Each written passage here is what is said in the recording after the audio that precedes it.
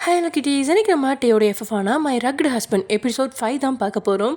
So இது வரைக்கும் நீங்கள் நம்ம சேனல் சப்ஸ்கிரைப் பண்ணிக்கோங்க அண்ட் கூடவே பெல் ஐக்கான் கிளிக் பண்ணிக்கோங்க அண்ட் ஹெட்செட்ஸ் மஸ்ட் அண்ட் கண்ணை மூடி உங்களோட இமேஜினேஷனோட என்னோட கதையை கேளுங்க.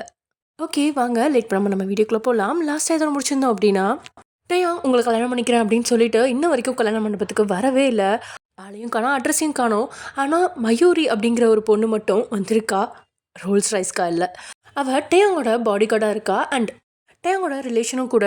அவள் வந்து ஒரு ஃபார்மை காமிச்சு, இது மேரேஜ் சர்டிஃபிகேட்டுங்க அப்படின்னு சொல்லி எல்லாத்தையும் போய் சொல்லி உங்ககிட்ட ஒரு சைனை வாங்குறா. சைன் வாங்கிட்டு அப்படியே வெளியில் வர ஒரு ஆள் திடீர்னு மயூரியோட கையை பிடிச்சி இழுத்து சுவராக சேர்த்து வழிமறித்து அணைச்சிட்டான். அது வேற யாரும் இல்லை, நம்ம ஜிமின் தான். ஹாய் மயூ டார்லிங், உன் ஃபேஸ்புக் ஸ்டோரியில் யாரையும் டேட் பண்ணுறேன்னு போட்டிருந்த, அது உண்மையா? அப்படின்னா நீ என்ன டேட் பண்ண போகிறது இல்லையா அப்படின்னு ஜிமின் கேட்க, அப்படியே கண்களை உருட்டி கொடூரமாக முறைச்சவ, ஒழுங்கு மரியாதையாக விலகி போங்க மிஸ்டர் ஜிமின். எனக்கு வாழ்க்கையில் முன்னேறி போகிறவங்கள மட்டும்தான் டேட் பண்ணி பழக்கம். உங்களை மாதிரி வெட்டியாக ஊர் சுற்றுறவங்க கூடலாம் டேட் பண்ண விருப்பம் இல்லை எனக்கு அப்படின்னு அவள் டெரராக சொல்ல, ஹோ கம்மான் மயூ பேபி, டேட் பண்ண விருப்பம் இல்லைன்னா மாமனை கட்டிக்கோ. இன்றைக்கி என் அண்ணாவோட கல்யாணம். நீ நினச்சா நம்ம 2 பேரும் வேணாலும் இங்கேயே தாலி கட்டி புருஷ பொண்டாட்டியாக மாறிக்கலாம். என் ஆஃபர் ஓகேவா அப்படின்னு கேட்டு அவன் கண்ணடிக்க, அப்படியே அசால்ட்டாக இடுப்பில் இருந்த ஒரு கத்தியை எடுத்து அவன் வயிற்றில் வச்சவ, ஓகே மாமா, உன்னை கல்யாணம் பண்ணிக்கிறதுக்கு முன்னாடி உன் வயிற்றில் ஒரு கீரல் போட்டு ஹாஸ்பிட்டலுக்கு அனுப்பி வைக்கட்டுமா அப்படின்னு அவன் கேட்க, என்னடி கல்யாணம் பண்ணி ஹனிமூன் கூட்டிகிட்டு போவேன்னு பார்த்தா ஹாஸ்பிட்டலுக்கு அனுப்பி வைக்கிற, உன்கிட்ட பேசி பிரயோஜனம் இல்லை, கிளம்பு கிளம்பு அப்படின்னு சொல்லி வழி விட்டு விலக, மயூரியோ அப்படியே ஜிமினை முறைச்சி பார்த்துட்டே அங்கேருந்து கிளம்பிக்கிட்டே நம்ம டேக்கு ஃபோன் பண்ணுறா. தான் வேலையை முடிச்சிட்டதை பற்றி சொல்கிறா. டேயோட முகத்தில் ஒரு சின்ன புன்னகை மலர, okay Mayuri, you done a good job. நீ மட்டும் இன்றைக்கி அந்த வேலையை முடிக்கலன்னா உன்னை முதல்ல வேலையை விட்டு தூக்கணும்னு நினச்சிட்டு இருந்தேன். ஜஸ்ட் மிஸ்டில் தப்பிச்சிட்ட. நீ லக்ஷ்மி அம்மா கிட்ட எனக்கு ஃபோன் பண்ண சொல்லிவிட்டு அங்கேருந்து உடனே கிளம்பிடு அப்படின்னு சொல்லிவிட்டு அவன் கட் பண்ணிடுறான். இதனால் மண்டபத்தை விட்டு வெளியே நின்றுட்டுருக்க லக்ஷ்மியை நோக்கி போக, திடீர்னு 3 ரவுடிங்க அவளை வழிமறிச்சிடுறாங்க. அந்த 3 ரவுடிங்களும் வேறு யாரும் இல்லைங்க, நளினியும் அவளோட ஃப்ரெண்ட்ஸும் தான். ஹலோ எக்ஸ்கியூஸ் மீ அப்படின்னு சொல்லிட்டு 3 பேரையும் ஒரே கையால் வழிமறிச்சிட்டு தள்ளிட்டு மயூரி அங்கேருந்து போகிறா. என்னடி அசால்ட்டாக நம்மளை தள்ளிவிட்டு போயிட்டே இருக்கா அப்படின்னு ஒரு பொண்ணு சொல்ல, ஏய் கொண்டக்காரி நில்லடி அப்படின்னு நம்ம நளினி சத்தம் போட, அந்த சத்தத்தை கேட்டு திரும்பி பார்த்த மயூரி அவங்க முன்னாடி வந்து நின்று, வாட் இஸ் யுவர் ப்ராப்ளம் அப்படின்னு கேட்குறா. என்ன ப்ராப்ளமா? எவ்வளோ தைரியம் இருந்தால் எங்கள் ஊருக்கே வந்து எனக்குன்னு பிறந்தவரை கரெக்ட் பண்ணி பார்ப்பேன் அப்படின்னு சொல்லி நளினி முறைக்க, வாட், எனக்கு அதிலெல்லாம் இன்ட்ரெஸ்ட் இல்லை, I have a bye friend அப்படின்னு மயூரி சொல்ல, அப்புறம் எதுக்கு ஏன் ஆளுகிட்ட க்ளோஸாக நின்று வழிஞ்சு பேசிகிட்டு இருந்த அப்படின்னு நளினி மறுபடியும் கேட்க, அப்படியே தூரத்தில் இருந்த நம்ம ஜிமினையும் கை காட்டிடுறா. ஏற்கனவே ஜிமின் மேலே கொலை வரையில் இருந்த மயூரி அந்த கோவத்தை இவங்க 3 பேர்த்து மேலேயும் காட்டிட்டு போயிடுறாங்க. இருந்து அவன் போனதுக்கப்புறம் அவங்க 3 பேருமே கன்னத்துலேருந்து கையெடுக்கிறாங்க. அப்படியே மயூரியோட கை அவங்க 3 பேர் கன்னத்துலேயும் பயங்கரமாக பதிஞ்சிருச்சு. ஐயோ, என்னடி இவ இப்படி அடிக்கிறா, என்னை என் அம்மா கூட அடித்ததில்ல தெரியுமா, இவ எவனே தெரில என்னையவே அடிச்சிட்டா, இவரை நம்ம ஊர் பசங்கக்கிட்ட சொல்லி என்னைக்காவது ஒரு நாள் பஞ்சராக்காமல் விட மாட்டேன் அப்படின்னு நளினி அழவே ஆரம்பிச்சிட்டா. இங்கே மயூரி யாரையும் கண்டுக்காமல் நேராக லக்ஷ்மி கிட்ட வந்து, மேடம் அஜய் சார் ஃபோன் பண்ண சொன்னாங்க அப்படின்னு சொல்லிட்டு அங்கேருந்த பென்ஸ் காரில் ஏறி அப்படியே அவள் பாட்டு கிளம்பிடுறா. 9 மணிக்கு முகூர்த்த நேரம், ஆனால் 9:30 ஆயிடுச்சு.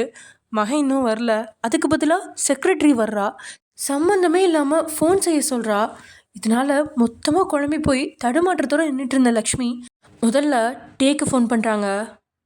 டே எங்கேப்பா இருக்க, சீக்கிரமாக வாப்பா, நல்ல நேரம் முடியறதுக்கு இன்னும் 1/2 மணி நேரம் தான் இருக்குது.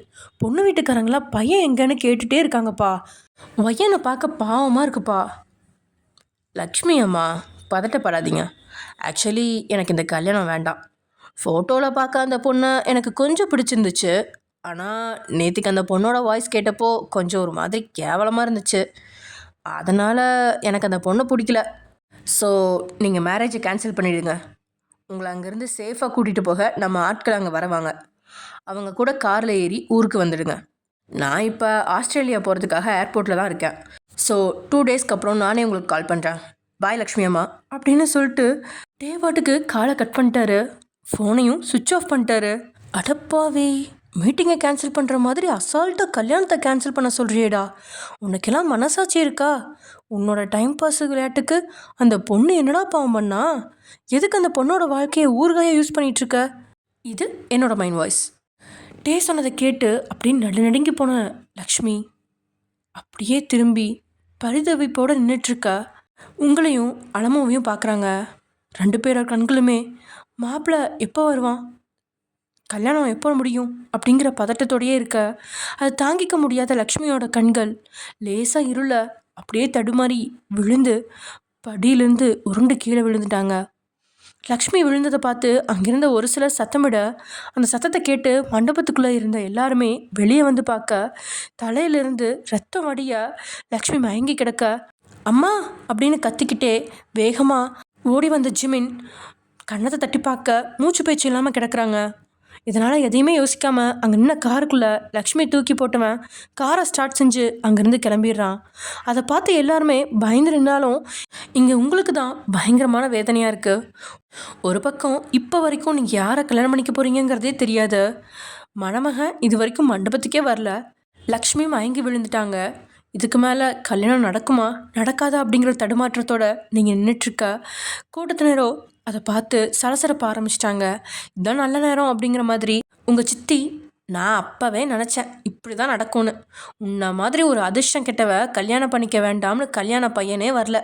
உனக்கு கல்யாணம் பண்ணி வைக்கணும்னு ஆசைப்பட்ட அந்த பையனோட அம்மா கீழே விழுந்து உயிருக்கு போராடிட்டு இருக்காங்க.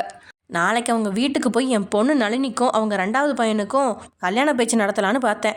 இனி எந்த மூஞ்சை வச்சுட்டு நான் அந்த வீட்டுக்கு போக முடியும்? இது எல்லாத்துக்கும் காரணம் நீ தாண்டி அதிர்ஷ்டம் கெட்டவளை. எதுக்கடி உயிரோடு இருக்கா? போய் பாலுங்கணத்தில் விழுந்து சாகடி அப்படின்னு கத்திக்கிட்டே எல்லா பழியையும் உங்கள் மேலே போட்டுறாங்க. அதை பார்த்து அழமும், என்னடி விட்டா ஓவராக பேசுகிற? என் பேத்தி கல்யாணம் நின்று போச்சு, பையனோட அம்மா கீழே விழுந்து அடிபட்டுருக்கு, அதெல்லாம் உனக்கு கவலை இல்லை. உன் பொண்ணுக்கு நாளைக்கு சம்பந்தம் கேட்கறது தான் பெரிய விஷயமா? என் பேத்தியை அதிர்ஷ்டம் இல்லாதவன்னு சொல்கிறதுக்கு நீ யாருடி சிரிக்கி மவளே? என்னைக்கு என் குடும்பத்தில் கால் எடுத்து வச்சியோ அன்னையோட என் குடும்பம் நாசமாக போச்சு அப்படின்னு அழுமு திரும்பி திட்ட, அம்மா ஓவராக பேசாதீங்க, வாயை அடக்கி பேசுங்க, இல்லைனா பல்ல உடச்சி எடுத்துருவேன் அப்படின்னு உங்கள் சித்தப்பா வேற கத்த, வடடா வட, என் வாயில் இருக்க பாதி பல்லு உன் பொண்டாட்டி அடிச்சு தாண்டா போச்சு, மீதி இருக்க பல்ல நீ அடித்து உடைக்க போறியா அப்படின்னு அழமு மல்லுக்கிட்ட. கொஞ்ச நேரத்தில் கல்யாண மண்டபமே ரணகல மண்டபமாக மாற உங்கள் சித்தியும் அழமும் ஒருத்தர் தலைமுடியை பிடிச்சி பயங்கரமாக சண்டையிட்டு இருக்காங்க. அப்புறம் ஊரில் இருக்கவங்க தான் எப்படியோ பேசி எல்லாத்தையும் சமாதானப்படுத்தி தனித்தனி காரில் வீட்டுக்கு அனுப்பி வைக்கிறாங்க. காரில் வீட்டுக்கு போயிட்டுருக்கும்போது பாட்டியோட மடியில் படுத்து முழு நேரம் அழுக. நீங்கள் எதுக்கு தான் இந்த கல்யாணம் ஏற்பாடு நடந்துச்சு, எதுக்காக நின்றுச்சு, என்ன நடக்குது அப்படின்னு கூட தெரியாது உங்களுக்கு. கடைசி வரைக்கும் எல்லாத்துக்கும் தலையாட்டி பொம்மை நீங்கள் மட்டும்தான். இப்போ கல்யாணம் நின்னதுக்கான பழியை கூட நீங்கள் தான் வாங்கிட்டுருக்கீங்க. இப்படி உங்கள் நிலையை நினச்சி அழுது சோர்ந்து போய் நீங்கள் இருக்க அலமுக்கு அவங்க பேத்தியை எப்படி ஆறுதல் சொல்கிறதுன்னு கூட தெரியல. அப்படியே கண்ணீரோட வீட்டுக்கு வர்றாங்க. சென்னையில் இருக்கிற இன்டர்நேஷ்னல் ஏர்போர்ட் முன்னாடி நம்ம டேயோட கார் வந்து நிற்கிது. அதுலேருந்து இறங்கின டே ஏர்போர்ட்டில் நுழையிறாரு. அதுவும் ஆஸ்திரேலியா போகிறதுக்காக இருந்தவர் மயூரிக்கு ஃபோன் பண்ணி, மயூரி, அந்த டாக்குமெண்ட் எல்லாத்தையுமே ரெஜிஸ்ட்ரேஷன் பண்ணிவிடு, 1 ஹவரில் ரெஜிஸ்ட்ரேஷன் முடிஞ்சு என் மேனேஜர்கிட்ட ஒரிஜினல் டாக்குமெண்ட் கொண்டு வந்து கொடு அப்படின்னு கட்டளையிட, ஓகே சார் அப்படின்னு சொல்லிட்டு மயூரி தொடர்பை துண்டிக்கிறா. தென் தன்னோட லக்கேஜ்லாம் எடுத்துக்கிட்டு அங்கேருந்து கிளம்புறதுக்காக டே தயாராக இருக்க, அடித்து பிடிச்சி ஏர்போர்ட்டுக்குள்ளே மூச்சரிக்க ஓடி வந்த மேனேஜர், சார் நில்லுங்க, நீங்கள் இங்கேருந்து போகக்கூடாது அப்படின்னு சொல்ல, அப்படியே மேனேஜரோட கணத்தில் ஒரு அறையும் அரைஞ்சு பேச வந்த மேனேஜரை பேச விடாமல் டே தடுத்துற. அங்கே இருக்கிற மக்கள்லாம் என்னவா இப்படி அடிக்கிறான் அப்படின்ற மாதிரி பார்த்துட்ருக்காங்க. ஆனால் அதை எதையும் கண்டிக்காதட்டே அங்கேருந்து கிளம்ப மறுபடியும் மேனேஜர் அவரோட கையை வலுக்கட்டாயமாக பிடிச்சி நிறுத்தி தான் கையில் இருக்க மொபைலை அங்கே கொடுத்து ஒரு வீடியோவை ப்ளே செய்கிறான். அந்த வீடியோவில் கிட்டத்தட்ட 15 படி உருண்டு லக்ஷ்மி கீழே விழுந்தது மட்டும் இல்லாமல் தலையிலேருந்து ரத்தம் வடிஞ்சிட்ருக்கு. இப்போது அவங்க ஹாஸ்பிட்டலில் ஐசியூவில் இருக்கிறதும் தெரியுது. எல்லாம் வீடியோவாக அதில் ஓடி முடிக்க நம்ம டே பதறிட்டார். என்னதான் பதறினாலும் அது ஒரு 5 செகண்ட்ஸ் கூட நீடிக்கல. ஏன்னா நொட்டி பொழுதுல எதையோ யோசிச்சு சுதாரிச்சவர் கையில் இந்த மொபைலை மேனேஜர்கிட்ட தூக்கி வீச, மேனேஜர் எப்படியோ ஜஸ்ட் மிஸ்ல மொபைலை கேட்ச் பிடிச்சிட்டாரு. நல்ல வேலை மொபைலை கீழே தூக்கி போட்டு உடைக்கல. ஒரு வேலை உடைச்சிருந்தா என் பொண்டாட்டி இன்னைக்கு வீட்டை விட்டு வெளியே துரத்திருப்பா அப்படின்னு மைண்ட் வாய்ஸோட நின்றுட்டு இருக்க நம்ம டே கூலா, இங்கே பாரு, இதை என் தம்பி ஜிமின் தானே உனக்கு அனுப்பி வச்சான். இதெல்லாம் அவனோட செட்டப் தான். என்னை அங்கே வர வைக்க தான் ஏதோ பிளான் போடுறான். அவன் வலையில் சிக்கிற மீன் நான் கிடையாது. நீ என்ன பண்ணுறேன்னா, ஜிமின்க்கு ஃபோன் பண்ணி அம்மாவுக்கு உடம்பு சரியானதெல்லாம் போதும், ஆம்புலன்ஸில் அவங்கள வீட்டுக்கு கூட்டிகிட்டு வந்து ட்ரீட்மெண்ட் கண்டினியூ பண்ண சொல்லு. நான் இப்போ ஆஸ்திரேலியாவுக்கு கிளம்புறேன், பாய் அப்படின்னு சொல்லிட்டு அவன் பாட்டுக்கு அங்கேருந்து கிளம்ப, மேனேஜருக்கு அந்த வீடியோவை பார்த்து மனம் பொறுக்காமல் ஜிமின்கிட்ட அடி வாங்கினாலும் பரவாயில்ல அப்படிங்கிற மாதிரி அவன் பின்னால் வந்தபடியே, சார் என்ன சார் இப்படி பண்ணுறீங்க, கல்யாணம் நின்று போச்சு, இதுக்கு மேலே உங்கள் தம்பி என்ன சார் பிளான் போட போகிறாரு? அங்கே இருக்க நம்ம பாடி கார்ட்ஸ் கிட்ட விசாரித்தேன். அவங்க எல்லாருமே லக்ஷ்மி அம்மா படியிலேருந்து உருண்டு விழதை தான் பார்த்துருக்குறாங்க. அவங்களுக்கே மனசு பொறுக்கலைன்னு சொல்லி ஃபீல் பண்ணாங்க. ஆனால் நீங்கள் எந்த ஃபீலிங்ஸும் இல்லாமல் இப்படி பேசுகிறீங்களே சார் அப்படின்னு பேசிகிட்டு இருக்கும்போதே அப்படியே அடிக்கிற மாதிரி கையை ஓங்குன நம்ம அரைஞ்சுன்னா பல்லு அப்படியே வெளியே வந்து விழுந்துடும். ஒழுங்கு மரியாதை போயிரு அப்படின்னு பல்ல கடிச்சிக்கிட்டு வார்த்தையால் மிரட்டி கொலவெறி பார்வையை விசுறாரு. அவர் பாட்டுக்கு அங்கேருந்து போர்டிங்காக கிளம்பிட்டாரு. யாரையும் மதிக்க மாட்டான். கடைசியில் தன்னோட அம்மாவையும் மதிக்காமல் இருக்கிற நம்ம டே பார்த்து ஒரு செகண்ட் வெறுப்பாகுது. ஆனாலும் அதை காட்டிக்க முடியாது அப்படிங்கிறனால வந்ததுக்கு ஒரு அறையை மட்டும் சம்பளமாக வாங்கிக்கிட்டு மேனேஜர் அங்கேருந்து கிளம்புறப்போ, யோ ஜோசப் அப்படிங்கிற ஒரு குரல் கேட்க, அதை கேட்டு நடுங்கி போய் அவன் திரும்பி பார்க்க அவனுக்கு பின்னாடி குத்துக்கல்லா நம்ம டே நின்றுட்டுருக்காரு. உடனே எனக்கு ஒரு ப்ரைவேட் ஃப்ளைட் புக் பண்ணு, நான் உடனே அம்மாவை பார்க்க போகணும், அதுவும் 5 மினிட்ஸில் நான் இங்கேருந்து கிளம்பி ஆகணும் அப்படின்னு ஒரு ஸ்ட்ரிக்ட் ரூல்ஸையும் போட்டார். தென் டே அப்படியே ஹாயாக போய் அங்கே இருக்க சேரில் கால் மேலே கால் போட்டுப்படி கூலாக உட்காந்துட்டாரு. ஆனால் மேனேஜருக்கு தானே 5 நிமிஷத்தில் என்ன செய்ய முடியும் அப்படிங்கிறது தெரியாமல் ஜெட் வேகத்தில் அங்கேருந்து ஓடினவர் தனக்கு தெரிஞ்ச எல்லாத்துக்கிட்டுமே பேசி எப்படியோ ஒரு ப்ரைவேட் ஃப்ளைட்டை புக் பண்ணிட்டாரு. டே ஃப்ளைட்டில் ஏறதுக்காக போனவர் ஒரு செகண்ட் அப்படியே திரும்பி நம்ம மேனேஜரை பார்த்து ஒத்த வரல அசைச்சு அவர் பக்கம் கூப்பிட்றாரு. அப்பாடா, நான் பண்ண உதவிக்கு இப்போவாச்சும் தேங்க்ஸ் சொல்லணும்னு பாஸுக்கு தோணியிருக்கேன் அப்படிங்கிற மாதிரி அவர் டே பக்கத்தில் வர, உன்கிட்ட 5 மினிட்ஸில் புக் பண்ண சொன்னேன், ஆனால் 8 மினிட்ஸ் ஆகிடுச்சு, உன்னால் எனக்கு 3 மினிட்ஸ் லேட் ஆகிடுச்சு, இதுக்காக உனக்கு 3 நாள் சம்பளம் கிடையாது. அது மட்டும் இல்லாமல் அந்த 3 மினிட்ஸ் வேஸ்ட் ஆனதுக்கான பனிஷ்மெண்ட் நான் திரும்பி வந்ததுக்கப்புறம் உனக்கு இருக்குது, காட் இட் அப்படின்னு அந்த நேரத்துலையும் மேனேஜரோட காதில் ரத்தம் வர அளவுக்கு திட்டி மிரட்டிட்டு ஃப்ளைட்டில் ஏறி அவர் கிளம்புறாரு. அட பாவி பாஸு, 3 நிமிஷத்துக்கு 3 நாள் சம்பளத்தை கட் பண்ணிட்டியே. நான்லாம் காலையில் கக்கூஸ்குள்ளே 1/2 மணி நேரத்தை சல்லுன்னு வேஸ்ட் பண்ணிட்டு கூலாக சுற்றிட்டு திருவேன்யா, எனக்கு போய் இப்படி ஒரு தண்டனையா? அப்போவே என் மாமனார் ஊருக்கு வா மாப்பிள்ள 15 ஆடு வாங்கி தரேன் மேய்ச்சிக்கோன்னு சொன்னார். நான் தான் கோட்டு சூட்டு போடுற வேலை தான் வேணும்னு சொல்லி உங்ககிட்ட வந்து வேலைக்கு சேர்ந்து படாத பாடுபடுறேன்யா அப்படின்னு சுற்றி இருக்கிறவங்க மேனேஜரை தான் பார்க்குறாங்க அப்படின்னு கூட தெரியாமல் தனிமையில் வானத்தை பார்த்து அப்படியே போகிற ஃப்ளைட்டை பார்த்து புலம்பிகிட்ருக்காரு. அடுத்த 2 மணி நேரத்தில் ஃப்ளைட்டு கார் அப்படின்னு மின்னல் வேகத்தில் இந்த கெஸ்ட் ஹவுஸ் முன்னாடி வந்து நிற்கிது. அடுத்த செகண்ட் அந்த கார் முன்னாடி எல்லா பாடி கார்ட்ஸும் வந்து நின்றுறாங்க. அந்த கார்லேருந்து கீழே இறங்க நம்மட்டே, வீட்டுக்குள்ளே யாரெல்லாம் இருக்காங்க அப்படின்னு பாடி கார்ட்ஸ் கிட்டே கேட்க, தம்பியும் அம்மாவும் கண்ணம்மாவும் 2 வேலைக்காரங்களும் இருக்காங்க சார் அப்படின்னு அவன் சொல்ல, ஓகே, ஊர்க்காரங்க யாரையுமே உள்ளே விடாத, ஒரு ஆம்புலன்ஸ் வர சொல்லு அப்படின்னு சொல்லிட்டு அந்த கெஸ்ட் ஹவுஸ்குள்ளே நுழையிறான். லக்ஷ்மி இருக்கிற ரூமுக்கு வெளியே நின்றுட்டு கண்ணம்மாவும் ஜிமினும் வருத்தத்தோடையே ஏதோ பேசிகிட்டு இருக்க டே வரத்தை பார்க்குறாங்க.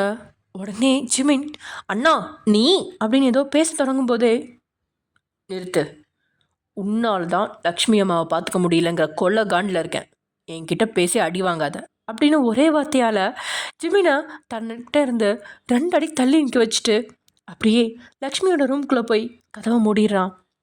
என்ன மனுஷன் இவன், இவனால தான் அம்மாவுக்கு இப்படி ஒரு நிலைமை, ஆனால் நான் அம்மாவை பார்த்துக்கலன்னு சொல்லி என்கிட்ட கோவப்பட்டுட்டு போகிறாரு அப்படின்னு மனசில் நினச்சிக்கிட்ட ஜிமின் எரிச்சலோடு நின்றுட்டுருக்காரு. லக்ஷ்மி படுக்கையில் எந்த அசைவும் இல்லாமல் கிடக்க நெத்தியில் 7 தையல், கையில் ஒரு பெரிய பேண்டேஜ், அது போக மூக்கில் ஒரு சின்ன கீறல் அப்படின்னு படுத்து கிடக்கிற லக்ஷ்மியை பார்த்து கண்ணெல்லாம் கலங்கிருச்சு. பொதுவாக யாரையும் மதிக்க மாட்டான் நம்ம டே, அதிலும் குறிப்பாக பொண்ணுங்களை மதிக்கவே மாட்டான். அப்படி இருக்கிறவன் உலகில் மதிக்கிற ஒரே ஒரு பொண்ணு லக்ஷ்மி மட்டும்தான். தினமும் தன்னோட குடும்பத்தில் யாருக்காக நேரம் ஒதுக்குறானோ இல்லையோ, லக்ஷ்மிகிட்ட பேசுறதுக்காகவே தினமும் சரியாக 5 நிமிஷம் ஒதுக்குவான். ஒர்க் ப்ரெஷர் அதிகமாக இருக்கிற நாட்களில் லக்ஷ்மியோட மடியில் படுத்து தூங்குவான். லக்ஷ்மிக்கும் ஜிமினை விட நம்ம டேமே தான் ரொம்ப பிரியம். டே அப்படியே வந்து லக்ஷ்மி பக்கத்தில் உட்காந்து அப்படியே அவங்க வயிற்றுல தலையை வச்சு படுத்துக்கிட்டே அவங்கள அப்படியே பார்த்துட்ருக்கான். திறந்திருந்த ஜன்னல் வழியாக உள்ளே வந்த ஜில்லுன்ன காற்று, கிளிகளோட சத்தம், வெளியே பூத்துக்குழுங்கின அந்த ரஜினிகாந்த் மலர்களோட வாசத்தில் வழக்கமாக ஸ்லீப்பிங் டேப்லெட் சாப்பிட்டு தூங்குறவன் இன்னைக்கு தன்னை மறந்து 2 மணி நேரம் தூங்கிட்டான்.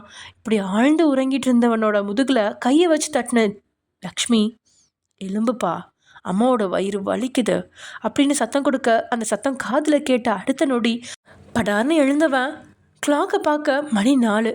அதை விட லக்ஷ்மியை பார்த்து, அம்மா நல்லா இருக்கீங்க தானே, எலும்புங்க நம்ம சென்னை கிளம்புவோம் அப்படின்னு சொல்லிக்கிட்டே அவன் பாட்டுக்கு லக்ஷ்மியை எழுப்பி அங்கேருந்து அழைச்சிட்டு போக, அஜய் உன் கல்யாணம் அப்படின்னு வார்த்தைகளை தயக்கத்தோடு இழுக்க, கல்யாணமா, எந்த கல்யாணம், தேவையில்லாமல் பேசாமல் வாங்க அப்படின்னு எரிச்சல் அடைகிறான். அந்த பொண்ணு பாவம்டா, அவளை கல்யாணம் பண்ணிக்கோ அப்படின்னு வார்த்தைகளில் மட்டும் இல்லாமல் கண்கள்லையும் குளம் போல நிரம்பிடுபடி லக்ஷ்மி கேட்க, no, I have no time. உங்களை வீட்டுக்கு அனுப்பி வச்சுட்டு உடனே நான் ஆஸ்திரேலியாவுக்கு கிளம்பணும். எனக்கு இன்னும் 10 நிமிஷம் தான் டைம் இருக்குது. ஸோ தேவையில்லாமல் பேசாமல் என் கூட வாங்க அப்படின்னு அவனோட கோவத்தை முடிஞ்ச அளவுக்கு கட்டுப்படுத்திக்கிட்டு கூப்பிட, இப்படி பேசாதப்பா, ஸ்டாப். எதுக்கு பழைய டேப் ரெக்கார்ட் மாதிரி திரும்ப திரும்ப ஒரே விஷயத்த சொல்கிறீங்க? எனக்கு 10 நிமிஷம் டைம் இருக்குது. அந்த 10 நிமிஷத்துக்குள்ளே அந்த பொண்ணை வர சொல்லுங்கள். ரெஜிஸ்டர் ஆஃபீஸ்க்கு போய் கல்யாணத்தை முடிச்சுக்கலாம் அப்படின்னு டே நல்லா யோசிச்சு சொல்கிறாரு. ஏன்னா இங்கேருந்து ரெஜிஸ்டர் ஆஃபீஸ்க்கு போகவே 1 மணி நேரம் ஆகும், மண்டபத்துக்கு போக அரை மணி நேரம் ஆகும். எல்லாத்தையும் விட உங்கள் வீடு எங்கே இருக்கிறதுலாம் விசாரிச்சுட்டு தான் வந்திருக்கிறாரு. கல்யாணத்துக்கு கூட ஆஃபீஸ் மீட்டிங்க்கு டைம் ஒதுக்குற மாதிரி 10 நிமிஷம் அப்படின்னு சொல்கிற மகனோட வார்த்தையை கேட்டு தலை குனிஞ்ச நம்ம லக்ஷ்மி அவன் எழுத்தெழுப்புக்கு அப்படியே ரூமை விட்டு வெளியில் வராங்க. ரூமுக்கு வெளியே வந்ததும் அப்படியே சடன் பிரேக் போட்ட மாதிரி நம்ம டேயோட கால்லாம் நின்றுச்சு. லக்ஷ்மியோட கையை விட்டுட்டாரு. ஏன்னா அவர் வீட்டுக்குள்ளே வரும்போது அந்த வீட்டோட பிரம்மாண்டமான ஹால் காலியாக இருந்துச்சு. ஆனால் இப்போது வீட்டுக்குள்ளே ஊர்க்காரங்க மட்டும் இல்லாமல் பெண் வீட்டுக்காரங்களும் பிஸ்னஸ் மேன்களும் நிரம்பி வழிகிறாங்க. அதோட வீட்டுக்கு நடுவில் அக்னி குண்டத்தை வச்சுக்கிட்டு புரோகிதரும் காத்துட்ருக்கிறாரு. அதை பார்த்த நம்ம டேக்கு அதிர்ச்சி மட்டும் இல்லாமல் கோவமும் பயங்கரமாக வருது. தூரத்தில் பட்டு வேட்டி சட்டையில் ஜிமினோ டேக்கு பின்னாடி நின்றுட்டுருக்க லக்ஷ்மியை பார்த்து கண்ணடிக்க, லக்ஷ்மியோட உதட்டிலையும் இப்போது புன்னகை மலர. இவ்வளோ நேரம் நம்ம டே தான் லக்ஷ்மியோட கையை பிடிச்சிருந்தான். ஆனால் இப்போது டேயோட கையை பிடிச்ச லக்ஷ்மி நேராக இழுத்து வந்து அக்னி குண்டத்துக்கு முன்னாடி விட்டுட்டு, உட்காருப்பா, 10 நிமிஷம் டைம் இருக்குது, அதுக்குள்ளே கல்யாணத்தை முடிச்சிடலாம் அப்படின்னு சொல்ல அவனுக்கு உள்ளுக்குள்ளே பக்குன்னு இருந்தாலும், what the rubbish, what the hell is this, நீங்கள் என்ன பண்ணிகிட்ருக்கீங்க, உங்கள் விருப்பத்துக்கெலாம் கல்யாணம் பண்ணிக்க முடியாது, நல்ல நேரம் பார்த்து பொறுமையாக தான் கல்யாணம் பண்ணிக்கணும் அப்படின்னு டே பேசி முடிக்கிறதுக்குள்ளே புரோகிதரோ, தம்பி இன்னைக்கு 2 முகூர்த்த நேரம் இருந்துச்சு, ஒன்று காலையில் முடிஞ்சிருச்சு, இன்னொன்று 3:30 to 4:30, இப்போ மணி 4 தான் ஆச்சு, இன்னும் அரை மணி நேரம் நல்ல நேரம் தான், வந்து உட்காருங்கோ, அடுத்ததாக பொண்ணையும் சீக்கிரமாக அழைச்சிட்டு வாங்கோ அப்படின்னு புரோகிதர் சொல்ல, நம்மளை பக்காவாக பிளான் பண்ணி மாட்டி விட்டுருக்காங்க அப்படின்னு டேக்கு புரியுது. இது எல்லாத்துக்கும் பின்னாடி தன்னுடைய கேடி தம்பி தான் இருக்கான் அப்படிங்கிறத புரிஞ்சு ஓரக்கனால அவன் ஜிமினை முறைச்சி பார்க்க, அதே டைமில் அங்கே ரெட் கலரில் பட்டு புடவையில் தங்க நிற பார்டர், அழகான ஆன்டிக் டிசைனில் 3 மாலை, கைகளில் வளையல், காதில் ஜிமிக்கி கம்மல், இதமான மேக்கப்பில் அவன் கண்ணையே கவரும் தேவதையா நம்ம ஒயன், அதாவது நீங்கள் கழுத்தில் ரோஜா மாலையை போட்டபடியே உங்களோட ஃப்ரெண்ட்ஸோட நம்ம டேக்கு முன்னாடி கொண்டு வந்து நிறுத்துகிறாங்க. உங்களை அழகு பதுமையாக அவர் முன்னாடி வந்து நிற்கிறீங்க. இப்படி ஒரு அழகில் இருக்கிறவங்கள பார்த்தா யாருக்கு தான் ரசிக்க தோணாது? நம்ம டேயோட கண்களும் ஒரு 10 செகண்ட்ஸ் மட்டும்தான் உங்களை ரசிக்குது. அடுத்த செகண்டே சுதாரிச்சவர், ஐ கான் டூ திஸ் லக்ஷ்மி அம்மா, நீங்கள் உங்களுக்கு விருப்பம் வரும்போது சென்னைக்கு வாங்க, நான் இப்போ கிளம்புறேன் அப்படின்னு அங்கேருந்து கிளம்ப முயற்சிக்கா லக்ஷ்மியும் அவனோட கையை விடுற மாதிரி இல்லை. 10 நிமிஷம் டைம் தந்தா கல்யாணம் பண்ணிக்கிறேன்னு சொன்னல்லப்பா. நீ எனக்கு கொடுத்த வாக்குறுதியை நிராகரிக்க பார்க்குறியாப்பா? நீ அவளை கல்யாணம் பண்ணிக்கோப்பா அப்படின்னு லக்ஷ்மி வற்புறுத்த அவனும் முடியாது அப்படின்னு மறுக்க, இவ்வளோ நடந்ததுக்கப்புறமும் மறுபடியும் மகன் விட்டுட்டு போயிடுவானோ அப்படிங்கிற பயத்தில் லக்ஷ்மிக்கு நெஞ்சு வலியே வர மாதிரி இருக்கு. அப்படியே சோர்ந்து போனவ நம்ம டேயோட கையை விட்டுட்டு நெஞ்சில் கையை வச்சது தான் உண்டு. அதையே கூர்ந்து பார்த்துட்டு இருந்த நம்ம டே மனசில் என்ன நினச்சான்னு தெரில. டக்குன்னு அக்னி குண்டத்துக்கு பக்கத்தில் வச்சுருந்த மஞ்சள் கைத்தால் கோக்கப்பட்ட தாலியை கையில் எடுக்கிறான். இனியாவது கல்யாணம் நடக்குமா நடக்காதா அப்படின்னு தெரியாமல் குனிஞ்சத்தில் நிமிராமல் நின்றுட்டு இருந்த உங்கள் முன்னாடி வந்து நின்னவன் ஒரு நொடி உங்களோட முகத்தை பார்த்துட்டு படார்னு தாலியை கட்டிட்டாரு. அவரோட கையால் தாலி ஏறும்போது தான் தலை நிமிர்ந்து நீங்கள் அவர் முகத்தையே முதல்ல பார்க்குறீங்க. பொண்ணுங்களை மயக்கிற ஆணழகன்.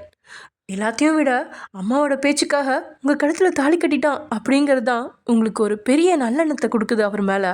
அப்படியே உங்கள் கண்ணெல்லாம் கலங்கி நிற்குது. ஆனால் அவருக்கோ அப்படிலாம் கிடையாது.